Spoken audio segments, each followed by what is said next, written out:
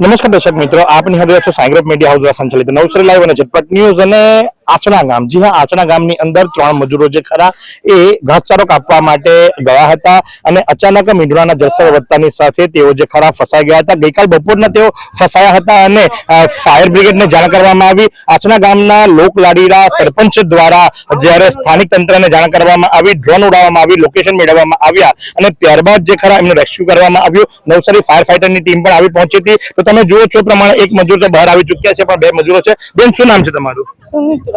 ક્યારે ગયા હતા લાકડા મળવા? ગઈકાલે બપોરે અને આજે બપોરે થઈ ગઈ. તો તમે ક્યાં અટક્યા હતા? તમે ક્યાં અત્યાર સુધી રોકાયા હતા? તો પાણી અચાનક જ વધી ગયું કે કઈ રીતે? જરાક વારમાં વધી ગયું, પછી તમે જુએ પ્રમાણે કે 2 મહિલા અને સાથે એક મેલ મજૂર એટલે કે માણસ મજૂર જે ખરા એ ગયા હતા અને તમે જુઓ છો એ મુજબ કે આસણા ગામના સરપંચ દ્વારા ડ્રોન ઉડાવવામાં આવ્યું. એના બાદ લોકેશન મેળવવામાં આવ્યું અને લોકેશન મેળવ્યા બાદ જે ખરું એ આપ જુઓ છો એ મુજબ કે નવસારી ફાયરની ટીમ આવી. નવસારી ફાયરની ટીમ આવી ત્યારબાદ રેસ્ક્યુ કરવા માટે બોટ લીધી, બોટ લઈને અંદર ગયા અને ચલાવ્યા. તો ત્યારે આપણે સરપંચ સાથે વાતો કરીશું. કઈ રીતેની માહિતી મળી આપને? આપે કઈ રીતે કામગીરી કરી? અમને સવારે 6 વાગે માહિતી મળી હતી કે અમારા હરપર નિવાસના 3 વ્યક્તિ જે ફસાયા હતા પાણી આવવાથી. તો અમે તરત જ પોલીસ સ્ટેશનમાં પેલા જાણ કરી. એમણે અમને ખૂબ સાથ સહકાર આપી, તરત આવી ગયા છે. પછી મામલતદાર સાહેબને અમે જાણ કરી, એમણે બી તાત્કાલિક અમને રિસ્પોન્સ આપ્યો. તાલુકામાંથી ફોન આવી ગયો, એમણે બી બહુ સારો રિસ્પોન્સ આપ્યો અને રેસ્ક્યુ ટીમને એ લોકોએ તાત્કાલિક અહીંયા મોકલી. કિનારવાળા અમે અહીંયાથી અમારા બીજા ગામના જે બધા સાથીઓ છે તે લોકોએ મળીને સપોર્ટ કર્યો ને અમે આ એઓને બહાર કાઢ્યા છે. કેટલા કલાકની જહેમત બાદ એમને બહાર કાઢવામાં આવ્યા? લોકેશન મેળવવા માટે ડ્રોન આપ લાવ્યા, ક્યાંથી લાવ્યા? એ આપણા દોસ્તાર જ છે, અમારા ગામના જ છે, અરશદભાઈ કન્ને, અરશદ ભામજી. તેમના પાસે મેં એમને કોલ કર્યો કે ભાઈ મને ડ્રોનથી આ લોકોને જોવા છે કે લોકો કેવી જગ્યાએ ફસાયા છે. એઓને તરત જ આપણે સાથ સહકાર આપ્યો અને અમે તરત જ ડ્રોન ઉડાડીને અમે લોકોને તરત જ હોઈડા વિડીયો બનાવ્યો ને પછી એટલે તે લોકોને શોધવામાં આ લોકોને બહુ આસાની પડી. બોટ લઈને જતી વખતે કેટલો સમય લાગ્યો અને કઈ રીતે રેસ્ક્યુ કરવામાં આવ્યા? હવે બોટ લઈને બહુ તો 25 થી 30 મિનિટ થઈ છે બસ.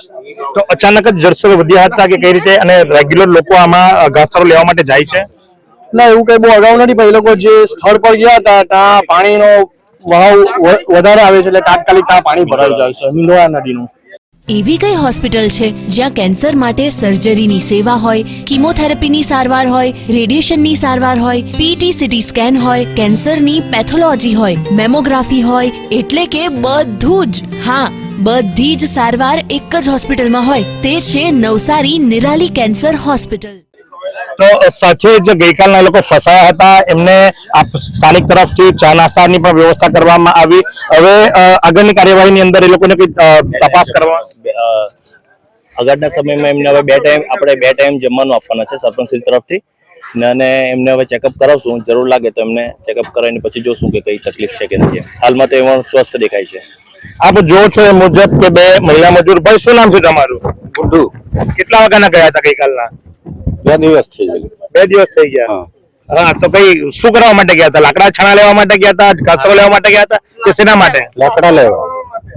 એકદમ પાણી આવી ગયેલો નીકળન પછી ઉપર ચડી. આપ જુઓ છો એ પ્રમાણે કે આ છે સ્થાનિક આગેવાનો કે જેમણે મદદ કરી, સાથે સ્થાનિક સરપંચે પણ એટલી જહેમત પણ આભાર માનો રહ્યો નવસારી ફાયર બ્રિગેડનો, કારણ કે નવસારી ફાયર બ્રિગેડ પણ જે કરી આપ જુઓ છો એ પ્રમાણે સ્પીડ બોટ લઈને આવી હતી અને એમનું રેસ્ક્યુ કર્યું. તો ફાયરના આપણી સાથે અધિકારીમાં નંદુભાઈ જોડાયા છે. નંદુભાઈ, ક્યારે કોલ મળ્યો, કઈ રીતે રેસ્ક્યુ કરવામાં આવ્યું? અમને હાલમાં આસપાસ 12 વાગે જેવો કોલ મળેલો હતો ફાયર ડિપાર્ટમેન્ટ કંટ્રોલ રૂમમાં. ત્યારે અમે રેસ્ક્યુ બોટ અને રેસ્ક્યુ વાન સહિત કુલ 8 ફાયરના જવાનો, એક ડ્રાઈવર સહિત અમે સ્થળ પર પહોંચી રેસ્ક્યુ બોટ લઈ 1-1.5 કિલોમીટરથી દૂર ફસાયેલા હતા જે ઈંટની ભઠ્ઠીની જે કામગીરી કરતા ઈસમો, એ લોકોને અમે લાઈફ જેકેટ પહેરાવી રેસ્ક્યુ બોટમાં બેસાડી સારી રીતે રેસ્ક્યુ કરી બહાર કાઢેલા છે. રેસ્ક્યુ કરતી વખતે કઈ કઈ મુશ્કેલીઓનો સામનો કરવો પડ્યો અને પાણીનો વહાવ કેવો હતો? સામનો તો કઈ નથી, પણ બોટને જે નદી સુધી લઈ જવાની હતી ને તે દરેક અઘરું હતું.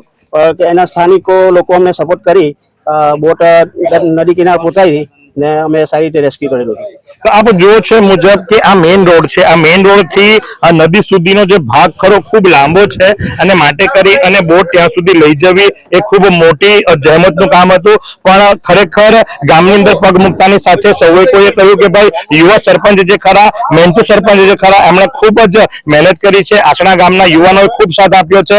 સરપંચના તમે પોતે અત્યારે હાલ જોઈ શકો છો કે આ સરપંચ અને આવા જ સરપંચ હોવા જોઈએ. હું કેમેરામેનને વિનંતી કરીશ કે આપ એમના પગ બતાવો કે માત્ર નેતા બની જવું એ મહત્વની વાત નથી, પણ નેતા બન્યા પછીથી લોક સેવા કરવી એ મહત્વની વાત છે. આપ જો છો એ મુજબ કે યુવાન સરપંચે પોતે જાતે અંદર જઈ અને આ મજૂરોનો જીવ બચાવ્યો છે, જેમાં ફાયર વિભાગનો પણ ખૂબ આભાર માની શકાય. કારણ કે ફાયર વિભાગ આવ્યું પણ ફાયર વિભાગને પણ લોકેશનની જરૂર પડે, એના માટે દૂરદેશિતા વાપરી. કારણ કે ક્યાં છે સ્થળ કેવી રીતે ખબર પડશે, અને ડ્રોન ટેકનોલોજીનો ઉપયોગ લેવામાં આવ્યો. મહત્વની વાત એ છે.